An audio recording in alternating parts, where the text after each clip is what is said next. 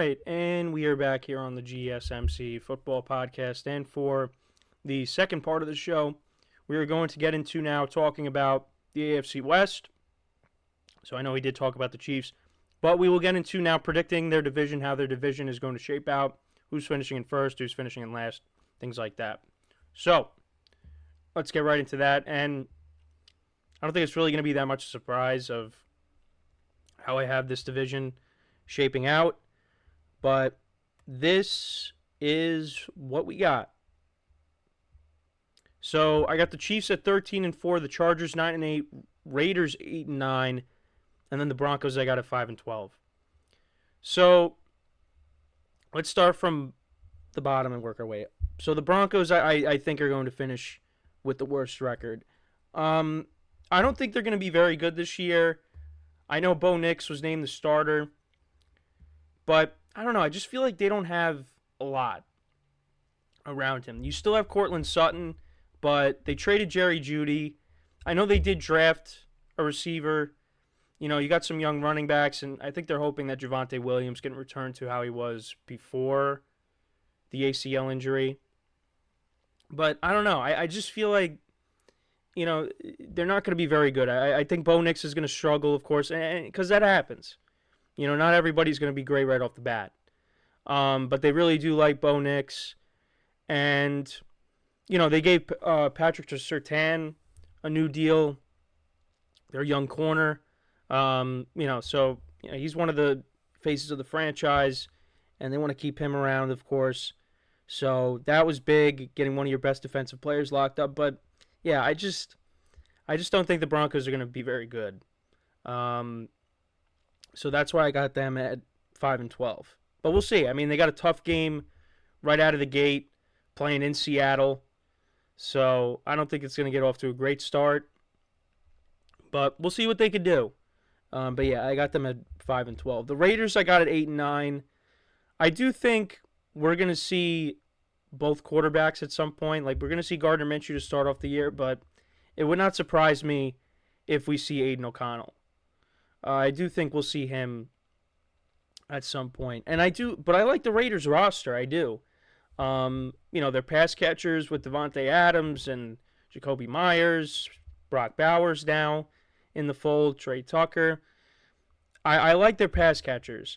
The running game, let's see how Zamir White is over the course of a full season. He did a nice job filling in for Josh Jacobs, but now, if he is the lead back, how is he going to be over a 17-game season?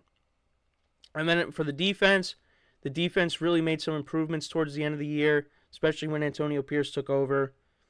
Max Crosby is a stud, one of the best defensive players in the NFL. They also added Christian Wilkins.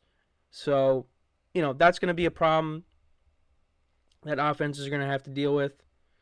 But I don't know. I just feel like playing in this tough division, I feel like playing in this tough conference, I think they're going to finish around the same record that they did last year. Now, I could be wrong, but I think that they could get to at least 8 wins.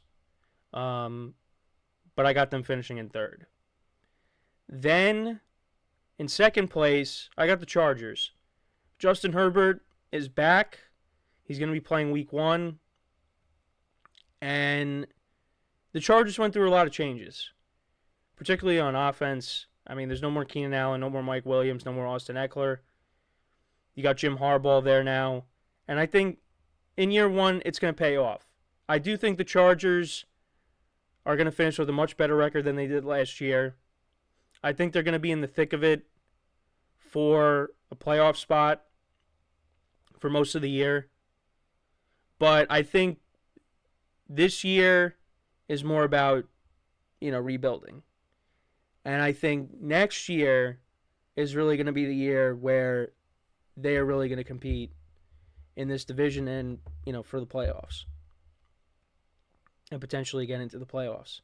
Now, that doesn't mean that they can't get in, because I do think that they have the quarterback and they have the head coach where they can even make the playoffs in year 1. Because Jim Harbaugh, wherever he's gone, he's built a winning culture. And, it's been a while since he's been in the NFL, but when he was with the 49ers, he really did turn the 49ers around. And that was a very good 49ers team when he was the head coach. That was a team where you would look at and be like, you know, this team should win a Super Bowl. But that just hasn't, that didn't happen. Now, he did win a national championship with Michigan. So let's see what he could do with the Chargers. Offensively, like I said, there's a lot of new pieces. Got a lot of young guys. They brought in basically the Ravens' backfield with J.K. Dobbins and Gus Edwards. But I do think, putting an emphasis on building an offensive line. They drafted Joe Alt. You got Rashawn Slater there, of course, on the other side. So Justin Herbert is going to be well protected. And that combined with a good running game, and I think he'll be able to make it work with whatever receivers he's throwing to. The defense is where, let's see how that is. Because you kept Joey Bosa. You kept Khalil Mack. You got Derwin James there still. Asante Samuel Jr. The defense is where I want to see improvement. If the defense could be better than last year, yeah, the Chargers are going to be in a lot of games. And I think all that, I think they'll get to at least 9 wins. We have Newt in the chat. He says, "What's up, bro? Ravens, my favorite team, close game tonight." I do agree. I went over it at the start. I said Chiefs win 24-20. But does not mean that the Ravens can't win this game. But yeah, that was my prediction for tonight. And then, of course, speaking of the Chiefs, I got them at 13-4. I think this is going to be the 1 seed. They're going to recapture that again. This Chiefs team is better than what it was last year, especially on offense, improving that receiving core. I'm sorry, I got to do it. Until a team can knock them off, I'm going to continue to pick them. So I got them at 13-4, and also just like the Broncos. Now the Broncos did beat them last year, but now it's different. I don't think we're going to see a split between them and the Broncos. I think they're going to sweep that. I think against the Raiders, could it potentially be a split again? Maybe, but I think they'll sweep them. And I think they'll sweep the Chargers. When Justin Herbert and Patrick Mahomes play against each other, it's always very entertaining. Except Herbert is usually on the losing end.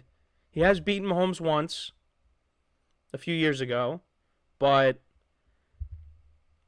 I don't know. I feel like the Chiefs might be sweeping this division this year. But again, nothing will surprise me. So yeah, that's kind of how I have the division shaping out. Chiefs, of course, in first place. Chargers in second. Raiders in third. Broncos in last. But yeah, let me know what you guys think, though, about this division. How do you see it playing out? I think most people are going to say it's the Chiefs division. And yeah, until somebody knocks them off, I'm going to continue to pick them. So before we go to break, though, I just want to remind you guys once again, tip or donate, get your comment recognized. Make sure to go to the $ icon in the chat. This will help you put out a super chat that I will acknowledge on the live broadcast and just makes the show more entertaining, more lively between me, the host, and you guys, the viewers. Any contribution that you guys can make to the show means the world to us. And also the other way to help out the show is by going to the link on the ticker at the bottom of the show segment, GSMCPodcast.net. And again, any contribution that you guys can make to the show means the world to us as we put out content for you guys each and every day, Monday through Friday. So when we come back from our next break, we will get into discussing who I have making the playoffs this year. So yeah, how I'm going to do it, though, is I'll have the playoff teams, but I saved my Super Bowl pick for the end. So that's how we will end off the show today. But in between that will be I have winning MVP, Offensive Player of the Year, Defensive Player of the Year, all of that. So that's the structure for the show today. And that's when you really know that football is back, is when you're going over things like this. And that's what makes the show easier, because there's been a lot of points during the off season where it was challenging to come up with stuff. It was because you kind of scan through the news and see what's going on, what's trending. What can you spin into a segment. But now with football being back in full force, and I'm gonna try my best to continue to cover college as well. I mean, we did a college whip around on Monday. Um, it's going to be a lot easier to go over things.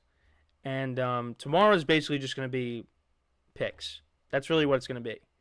We'll go over some of the best college matchups for the weekend as well. We'll go over, all my picks, who I'm picking with my spread pool, because that's back in full force. So things are a lot easier now than what they were in the off season. But yeah, that's how tomorrow's going to go. And of course, we're going to, recap the game from tonight, tomorrow, which I can't wait for. Doing recaps again is going to be great. Yeah, no, it's we're back. It's again, I've said it over and over again. It was a long off season, but we made it, and now we're doing things like this. I'm giving you my predictions for the playoffs. Um, and we'll see how accurate I am when we get to the end of the year.